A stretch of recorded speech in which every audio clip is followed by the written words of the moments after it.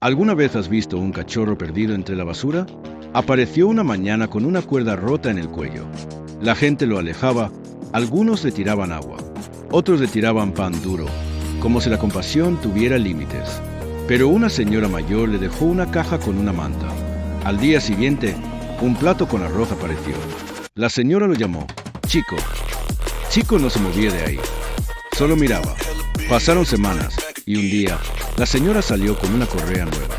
¿Quieres venir a casa?, dijo. Chico la siguió, con miedo pero con esperanza. Hoy, duerme en su cama, ya no come basura. Ahora sabe lo que es el amor.